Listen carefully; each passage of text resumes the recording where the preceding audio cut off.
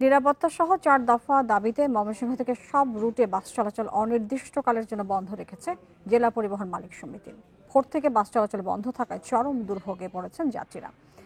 জেলা মোটরযান মালিক সমিতি এবং শ্রমিক ইউনিয়নের ডাকে ঢাকা ময়মনসিংহ রুটের সকল বাস অনির্দিষ্টকালের জন্য বন্ধ ঘোষণা রয়েছে। ১ জুলাই যুদ্ধাকে লাঞ্ছিত করার অভিযোগে এক শ্রমিককে আটকের প্রতিবাদে শনিবার সকাল থেকে বিক্ষোভ করেন পরিবহন শ্রমিকরা। এক পর্যায়ে দুপুর থেকে ঢাকাগামী বাস চলাচল বন্ধ করে দেওয়া হয়। পরে প্রশাসনের আশ্বাসে বিকেলে কর্মসূচি প্রত্যাহার করেন শ্রমিকরা। তবে প্রশাসনের হস্তক্ষেপে বিষয়টি সুরাহা হলেও রোববার আবারও ধর্মঘট শুরু করেন পরিবহন শ্রমিকরা। এদিকে ধর্মঘটের কারণে চরম দুর্ভোগে পড়েছেন ঢাকাগামী যাত্রীরা। এমন বাস বন্ধের সিদ্ধান্ত কোনোভাবেই কাম্য নয়। তারা বলেছেন অন্তত বাস স্ট্যান্ড রাজনীতি মুক্ত থাকুক।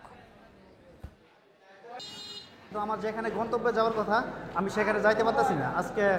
আজকে এলাম, আবার কালকে যাইতে পারবো কিনা আমার সঠিক জানা নাই। আশা করি এটা কর্তৃপক্ষ যারা আছেন তারা আসলে এই ধরনের জিনিসগুলো ভালো নেবেন, যাতে জনগণরা আসলে একটু কমফোর্টেবল যাইতে পারে।